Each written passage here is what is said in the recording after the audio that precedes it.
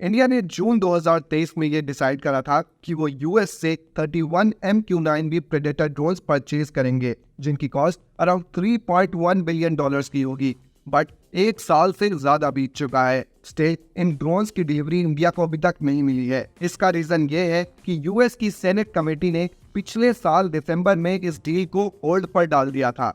US की democratic party मतलब Joe Biden की पार्टी के एक सेनेटर बेन कार्डिन ने इस डील पर ऑब्जेक्शन रेज कर दिया था। उनका कहना यह था कि जब तक यूएस की गवर्नमेंट खालिस्तानी गुरपतवंत सिंह पन्नू के असैसिनेशन प्लॉट की इन्वेस्टिगेशन नहीं करती, तब तक इंडिया के साथ इस ड्रोन डील को होल्ड पर ही रख देना चाहिए। आपको बता दें कि 2023 में ही इंडियन डिक्लेयर्ड टेररिस्ट पन्नू के अगेंस्ट एक असैसिनेशन प्लॉट की न्यूज सामने निकल कर आई थी एंड यूएस का कहना यह था कि इसमें इंडिया का इन्वॉल्वमेंट हो सकता है। हालांकि यूएस के इन्वेस्टिगेशन प्रॉमिस के बाद बेन कार्डिन ने इस ड्रोन डील पर से होल्ड हटा दिया था एंड इसी साल फरवरी में यूएस ने इस डील को अप्रूव भी कर दिया है। एंड फाइनली ऐसी रिपोर्ट्स आ रही है कि इंडिया इस डील को अक्टूबर से पहले ही क्लोज कर सकता है। बस अब इस डील को इंडिया की फाइनेंस मिनिस्ट्री और कैबिनेट कमेटी और सिक्योरिटी का अप्रूवल मिलना बाकी रह गया है। देखिए, इस डील के अंदर इंडिया यूएस से 31 MQ-9B प्रेडेटर ड्रोन्स परचेज करेगा, जिनकी वैल्यू 3.1 बिलियन डॉलर्स की है। ये ड्रोन्स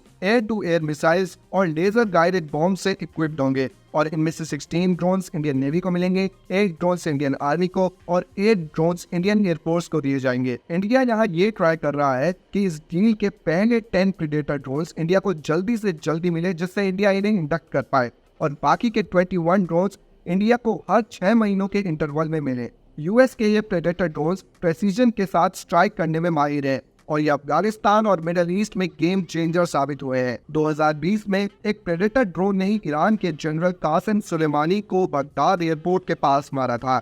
इन प्रेडेटर ड्रोन्स को वर्ल्ड का बेस्ट कॉम्बैट ड्रोन भी माना जाता है। इस ड्रोन की कैपेबिलिटीज मैं आपको बताता हूँ। देखिए, ये ऑल वेदर ड्रोन्स 40 आवर्स तक नॉन स्टॉप हवा में उड़ सकते हैं, ऑटोमेटिकली टेक ऑफ और लैंडिंग कर सकते हैं, 50,000 फीट के ऊपर भी फ्लाई कर सकते हैं और 2000 किलोज का पेलोड कैरी कर सकते हैं। इसी वजह से इंडिया प्लान कर रहा है अपने प्रेडेटर ड्रोन्स को LAC और LOC पर चाइना और पाकिस्तान के सर्विलेंस के लिए यूज करने के लिए, और इनकी वजह से इंडिया इंडियन ओशन रीजन में भी चाइना की बढ़ती एक्टिविटीज को मॉनिटर कर पाएगा। इंडिया ने ऑलरेडी इस ड्रोन की मैन्युफैक्चरिंग कंपनी जनरल एटॉमिक्स से 2 ड्रोन्स लीज पर लिए हुए थे, जिनकी लीज जनवरी 2024 में ही खत्म हो गई है। बट इंडियन नेवी इनकी परफॉर्मेंस से इतना ज्यादा खुश थे कि उन्होंने अगले 4 सालों के लिए फिर से इनकी लीज रिन्यू कर ली है। अब देखना ये होगा कि इंडिया अक्टूबर के एंड तक इस डील को फाइनलाइज कर पाती है या नहीं। इन केस ये डील फिर से अटक जाती है